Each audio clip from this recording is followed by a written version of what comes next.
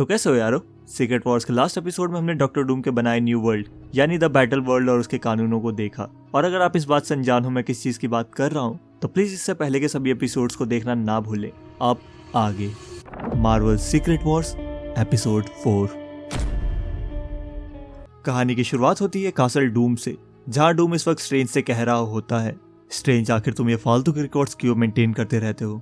तुम्हें पता है ना मैं ओमनीपोटेंट हूँ, मेरा सामने कोई कुछ भी नहीं कर सकता। जिस पे स्ट्रेंज जवाब देता है, ओमनीपोटेंट लेकिन ओमनीसिएंट नहीं। हमारी बचाई गई इस दुनिया में अभी भी कई ऐसी चीजें हैं जिसे तुम भी नहीं देख सकते विक्टर। डिस्ट्रॉय होते हुए मल्टीवर्स के बचे हुए टुकड़ों से हमने इस दुनिया को क्रिएट किया, मैं उसे तबाह होते हुए नहीं देख सकता। वैसे भी मैंने उस वक्त उन शक्तियों को ठुकरा दिया जिनकी वजह से आज तुम गॉड हो। जिस पे डूम बोलता है, हाँ तुमने उन शक्तियों को ठुकराया क्योंकि तुम वो नहीं चाहते थे, या कहूँ तुम गॉड बनना ही नहीं चाहते थे। स्ट्रेंज कहता है, और अब भी नहीं चाहता, इसलिए मैं इस दुनिया को अपनी पूरी पावर के साथ प्रोटेक्ट कर रहा हूँ। तो यारो इधर ये दोनों बात कर ही रहे होते हैं, तभी स्ट्रेंज के पास ओल्ड थॉर की डेथ की खबर आती है और ये देखते ही वो सीरियस टोन में कहता है, बुरी खबर है विक्टर, मुझे जाना होगा। इसी के बाद शेरिफ स्ट्रेंज और सभी थॉर यूटोपोलिस के उन्हीं खंडरों में पहुंच जाते हैं जहां इन सब की शुरुआत हुई थी, जिसे देख के स्ट्रेंज अपनी मैजिक का यूज करके एक मैजिकल आइस को निकालता है जो उसे डूम ने दी थी। तभी उसे दिखता है राफ्ट में जो कोई भी आया था वो पिछले मल्टीवर्स से आया है, यानी इस दुनिया के लिए खतरा। और ये समझते ही वो पूरी की पूरी थॉर फोर्स को उन घुसपैठियों के पीछे भेज देता है और कहता है, मुझे पता है तुम सभी इस वक्त बहुत गुस्से में हो, लेकिन मुझे वो सभी जिंदा चाहिए थॉर्स। और ये सुनते ही सभी के सभी थॉर्स वहां से उठ जाते हैं, सिवाय उस यंग थॉर के जो इतने टाइम से ओल्ड थॉर के साथ था। वो ये सब हैंडल नहीं कर पा रहा था और वो बोलता है, मैं क्या करूं, ये मेरा पहला दिन था और ये सब क्या हो गया। जिस पे स्ट्रेंज कहता है, एक वक्त हुआ करता था जब हर दिन इसी दिन की तरह डार्क था और वहां से निकलने के लिए हमें कई सैक्रिफाइसेस करने पड़े। हम सब भी एक दिन मर जाएंगे, लेकिन मेरे दोस्त आज तुम एक सेंटिनल की मौत मरे हो, अब तुम आराम करो, वो आराम जो तुम हमेशा से चाहते थे। ये कहते स्ट्रेंज अपने हाथों को उठाता है और ओल्ड थॉर का एक विशाल स्टैचू बनाकर उसे इस दुनिया से शान से विदा कर देता है। जिसके बाद वो धीरे से मुड़ता है और कहता है, मेरे छुपे हुए दोस्त तुम बाहर आ सकते हो, अब हम अकेले हैं। और हम देखते हैं जिसकी बात स्ट्रेंज कर रहा है वो कोई और नहीं बल्कि माइल्स मोरालिस था। लेकिन वो यहाँ कर क्या रहा है? जिस पे माइल्स उनके सामने आते हुए बोलता है, ठीक है मैं समझ गया तुमने मुझे पकड़ लिया, लेकिन मेरा विश्वास करो मैं उनके साथ बिल्कुल भी नहीं था। सच कहूँ तो इनफैक्ट मुझे आइडिया भी नहीं है मैं यहाँ आया कैसे और ये सब क्या हो रहा है। हालांकि जो लास्ट चीज़ मुझे याद है वो ये कि मैं चुपके से शिप में घुसने की कोशिश कर रहा था। बाय द वे ये मेरी शिप नहीं है, मुझे तो ये तक नहीं पता वो बैड गाइज कौन थे। मैं तो बस उस दूसरी अर्थ से बचने की कोशिश कर रहा था जो आसमान से सीधा हमारी तरफ गिर रही थी। ये सुनते ही स्ट्रेंज शॉक हो जाता है, वेट, एक दूसरी अर्थ जो आसमान में थी, तुम कह रहे हो तुम्हें वो सब याद है? जिसके बाद हमारी कहानी कासल डूम पे शिफ्ट हो जाती है, जहाँ सुजन इस वक्त कासल से बाहर की दुनिया को देख रही होती है। तभी गॉड डूम उसके पीछे से आकर उससे पूछते हैं, क्या हुआ सुजन, तुम आखिर इतनी परेशान क्यों हो? सुजैन कहती है, ऐसा कुछ नहीं है विक्टर, मुझे बस काफी समय से अपने भाई की याद आ रही थी। जिस पे डूम उसे कहता है उसे परेशान होने की जरूरत नहीं है, वो जब भी चाहे अपने भाई जॉनी को देख सकती है, उसे बस अपने सर को ऊपर उठाने की जरूरत है। जिस पे सुजन की नजर अपने ऊपर के सूरज पर पड़ती है और हमें पता चलता है कि दरअसल में वो सूरज कोई और नहीं बल्कि खुद जॉनी स्टॉर्म है, जिसे उसके द्वारा की गई किसी क्राइम की सजा मिली थी और गॉड डूम ने उसे हमेशा के लिए एक सूरज बना दिया जो बैटल वर्ल्ड को हमेशा रोशनी देता है। जिसके बाद सुजन बात घुमाते हुए डूम से कहती है उसे अपने किंगडम के लोगों से मिलना चाहिए, जिससे वो सभी अपने गॉड को और भी अच्छे से देख सके और समझ सके। जिस पर डूम साफ मना कर देता है और कहता है, भले ही मैं किंगडम का गॉड हूँ, लेकिन कई ऐसी चीजें भी हैं जो मैं खुद ठीक नहीं कर सकता, जैसे अपने इस भद्दे से चेहरे को। और इसी के साथ हमारी कहानी वापस शेरिफ स्ट्रेंज पे शिफ्ट हो जाती है, जहाँ पे डॉक्टर स्ट्रेंज इस वक्त माइल्स मोरालिस और यंग थॉर के साथ अपने हिडन आइलैंड आइज़ेल ऑफ अगामोटो पे पहुंच जाता है। तभी माइल्स पूछता है, हम कहाँ हैं? जिस पे स्ट्रेंज जवाब देता है, ये मेरा सैंक्टम सेंटोरम है, दुनिया की नजरों से दूर एक सेफ जगह जहाँ वो सब है जो कभी खो चुका था। जब मैंने उस वेसल को देखा जो तुमने ढूंढी थी थॉर, तब मैं सरप्राइज नहीं हुआ था, लेकिन उसमें पिछले यूनिवर्स के रेफ्यूजी होंगे मैंने ये भी नहीं सोचा था। तभी माइल्स कुछ देख के हैरान हो जाता है और कहता है, ओ माय गॉड, तुम्हारे पास एक और है? तो यारो यहाँ स्ट्रेंज के पास एक और राफ्ट पड़ी थी। तभी स्ट्रेंज कहता है, हाँ मेरे पास है, यंग थॉर इस वेसल को आराम से खोलना। इसी के साथ थॉर राफ्ट को खोलने लगा और बूम, राफ्ट के गेट ओपन हो जाते हैं। Spiderman, captain Marvel, mighty Thor और स्टार लॉर्ड उससे बाहर निकल आते हैं और स्टार लॉर्ड पूछता है, क्या हम पहुंच गए? गाइस ये सिचुएशन दोनों तरफ से काफी कंफ्यूजिंग थी। माइल्स तो पीटर को पहचान जाता है, लेकिन कैप्टन मार्वल स्ट्रेंज को देखते ही कहती है, हम यहाँ कैसे आए? क्योंकि लास्ट चीज जो मुझे याद है, अर्थ खत्म हो रही थी। और डॉक्टर स्ट्रेंज, तुम यहाँ क्या कर रहे हो? तुम तो हफ्तों पहले कहीं गायब हो गए थे। जिस पे डॉक्टर स्ट्रेंज ने उससे बताया, ये तो उस बात पे डिपेंड करता है तुम किस अर्थ की बात कर रही हो, कि तुम सही में मेरी कैप्टन मार्वल हो या फिर किसी और यूनिवर्स की। इनफैक्ट मैं तो ये भी नहीं कह सकता, मैं वही स्टीफन स्ट्रेंज हूँ जिसे तुम जानती हो। फिर भी अगर तुम वही हो तो क्या तुम ही लोग हो जो सर्वाइव कर पाए? कैप्टन मार्वल ने कहा, नहीं, यहाँ और भी हैं। तभी उनके पीछे से साइक्लॉप्स सामने आता है, जिसके पास इस वक्त फिनिक्स फोर्स की पावर्स थी, और उसी के साथ उसके सामने आते हैं रीड और टिचाला। इतने सालों बाद अपने दोस्तों को देख के स्ट्रेंज बहुत खुश हो जाता है और कहता है, तुम दोनों, ओ माय गॉड, मुझे समझ नहीं आ रहा मैं क्या कहूँ। मतलब तुमने एक राउट बनाई और मल्टीवर्स की डिस्ट्रक्शन से बच के निकल गए, अमेजिंग। जिस पर टिचाला कहता है, नहीं स्ट्रेंज, इसके कई साइड इफेक्ट्स और वीकनेसेस भी थी, हमने कई लोगों को खो दिया। खैर इस वक्त हम कहाँ हैं स्ट्रेंज? जिस पर स्ट्रेंज कहता है, यह काफी लंबी स्टोरी है दोस्तों। जिसके बाद वो सभी को बताता है कैसे मल्टीवर्स के डिस्ट्रॉय होने के बाद उसके बचे हुए हिस्सों को जोड़कर डूम ने इस नए वर्ल्ड को क्रिएट किया, और आखिर कैसे वो डॉक्टर डूम से गॉड एम्परर डूम बना। जिसे सुनते ही सभी हैरान हो जाते हैं। उन्हें इस बात की उम्मीद नहीं थी कि डूम जैसा विलन मल्टीवर्स के एंड में इस दुनिया का गॉड होगा। जिस पे ब्लैक पैंथर पूछता है, स्ट्रेंज, तुम्हें हमारी राफ्ट कब मिली और आखिर इस दुनिया को बने कितना टाइम हो चुका है? जिस पे डॉक्टर स्ट्रेंज जवाब देता है, 8 साल बीत चुके हैं मेरे दोस्त। मुझे तुम्हारी शिप 3 साल पहले मिली थी। मुझे पता था इसके अंदर कुछ तो इम्पोर्टेंट है, लेकिन आज से पहले कभी भी इसे खोलने की मैं हिम्मत नहीं जुटा पाया, क्योंकि मैं इस दुनिया को खतरे में नहीं डाल सकता था। ये सुनते ही रीड कहता है, ये कैसी बातें कर रहे हो स्टीफन? विक्टर वॉन डूम पूरी दुनिया का गॉड है और हर चीज पे रूल करता है। आखिर तुम उसका साथ कैसे दे सकते हो? ऐसी क्या जरूरत पड़ गई कि तुमने हमें मरने के लिए छोड़ दिया? बताओ मुझे। जिस पे स्ट्रेंज कहता है, ये समझना काफी आसान है रीड, वो गॉड प्ले करने में काफी अच्छा है। और इसी के साथ हमारी कहानी थैनोस और बाकी के कबाल के मेंबर्स पर पहुंच जाती है, जहाँ रात के समय वो सभी आग जलाकर एक रेगिस्तान जैसी जगह में बैठे हुए थे।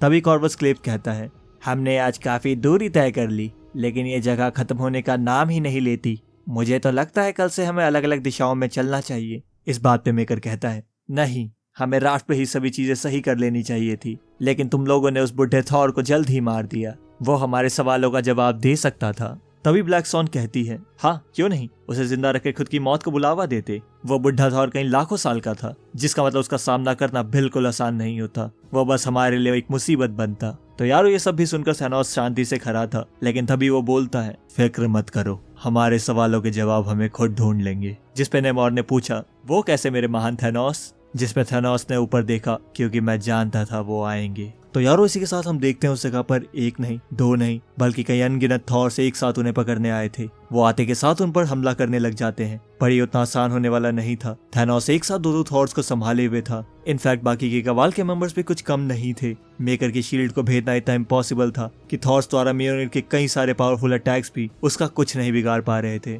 जहाँ उन सभी के बीच का बैटल एक भयानक रूप ले चुका था। वहीं इसी के साथ हमारी कहानी डॉक्टर स्ट्रेंज के हिडन आइलैंड पे शिफ्ट हो जाती है, जहाँ स्ट्रेंज सभी को उस वक्त का सब कुछ बता रहा होता है, जब वो और डूम खुद बियॉन्डर्स यानी गॉड के सामने खड़े थे। उसने बताया, तुम्हें याद है रीड, जब हम इंकर्जन्स को स्टडी कर रहे थे और हमें कुछ भी समझ नहीं आ रहा था कि आखिर ये सब यूनिवर्स एक दूसरे से क्यों टकरा रहे हैं, तब तुमने कहा था जरूर इन सब के पीछे कोई एक पावरफुल फोर्स है। वेल, तुम सही थे, उन सब के पीछे कोई और नहीं बल्कि खुद बियॉन्डर्स थे। अनफॉर्चुनेटली उन्होंने मल्टीवर्स के टोटल डिस्ट्रक्शन का प्लान बनाया था, जिसे कोई नहीं रोक सकता था, लेकिन हम उन्हें रोक सकते थे। जिस पर टिचाला ने पूछा, तो आखिर कैसे किया तुमने? स्ट्रेंज ने कहा, हमने उन्हें मार दिया और उनकी पावर्स छीन ली। हालांकि मुझे गॉड बनने का मौका मिला था, मगर मैं भाग गया, लेकिन डूम नहीं भागा। उसने जो कुछ बचा था उसे बचाया, और आज हम उस नई दुनिया में जो सिर्फ डूम की बदौलत पॉसिबल है। जिस पे टिचाला भड़क जाता है, तो अब तुम उसके गुलाम हो? स्ट्रेंज ने कहा, उस पे शक करो, उसे धोखा दो या उसके वेरी एग्जिस्टेंस को ठुकराओ,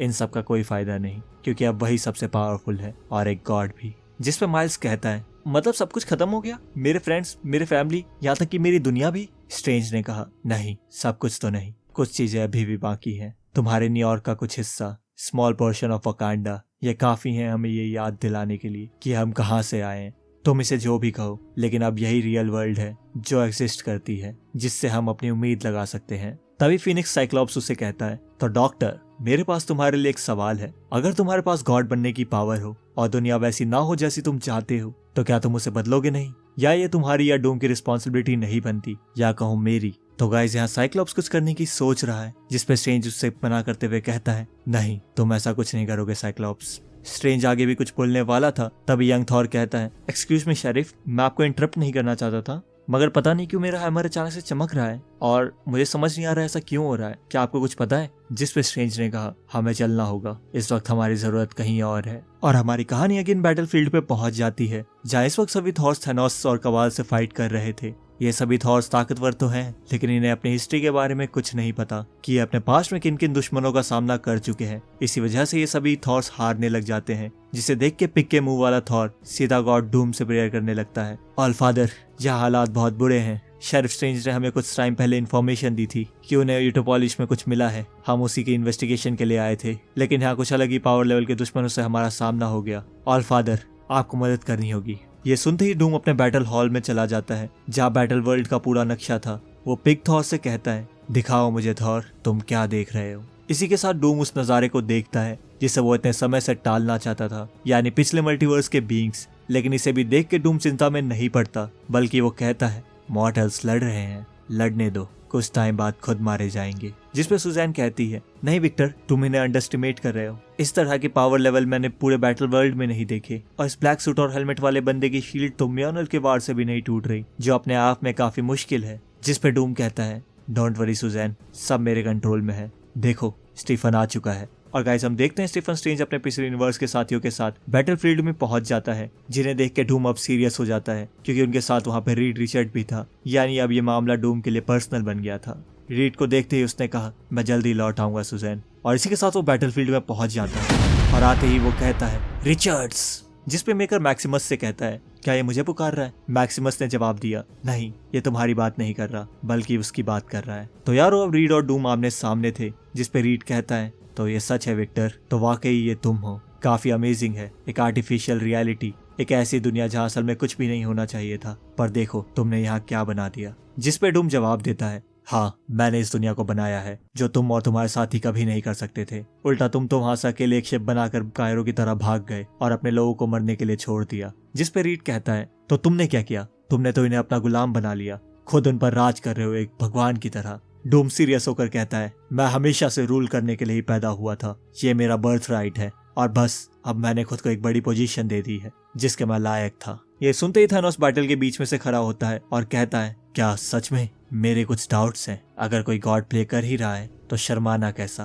तो डूम ने कहा, तो तुम क्या चाहते हो मैं ये कहूँ कि मैं ही गॉड हूँ? और गाइस, ये बोलते ही वो उन सभी पर अपने पावर से एक अटैक कर देता है, लेकिन तभी कोई डूम पर ही हमला कर देता है, जिस अटैक से डूम पिघलने लग जाता है। ये कोई और नहीं, साइक्लॉप्स था। फिनिक्स फोर्स की फुल पावर के साथ वो डूम पर अटैक करने लगता है, जिस अटैक से डूम नीचे गिर पड़ता है। और तभी साइक्लॉप्स कहता है, ओह, तो आखिर में तुम बस एक इंसान हो और मैं एक म्यूटेंट, इंसानों से कई गुना ज्यादा एडवांस, या कहूँ मैं फ्यूचर हूँ, जो इस वक्त तुम्हारे सामने प्रेजेंट है। तुम्हारी बनाई ये दुनिया हमें बिलोंग करती है, ये प्लेनेट हमारा है। ये सुनते ही डूम खड़ा हो जाता है और साइक्लॉप्स को उसके गले से पकड़कर कहता है, फ्यूचर? आखिर ये किस फ्यूचर की बात कर रहे हो तुम? उस फ्यूचर की जो सिर्फ तुम्हारे ख्वाबों में है। यकीन मानो लड़के, वो फ्यूचर खत्म हो चुका है। और गाइस, एक क्रैक के साथ डूम ने साइक्लॉप्स की गर्दन तोड़ दी, जिसे देख के स्ट्रेंज समझ जाता है डूम अब उसके बचे हुए दोस्तों को भी मार देगा, जिस वजह से वो वहां से उन्हें निकालने लग जाता है। जिस पर टिचाला पूछता है, स्ट्रेंज, तुम ये क्या कर रहे हो? स्ट्रेंज ने कहा, मेरी आंखों ने इतने सालों में कई चीजें देखी हैं टिचाला, जिनमें से कई ऐसी चीजें हैं जिन्हें मैंने छुपा के रखा है, तुम्हें उन्हें ढूंढना होगा।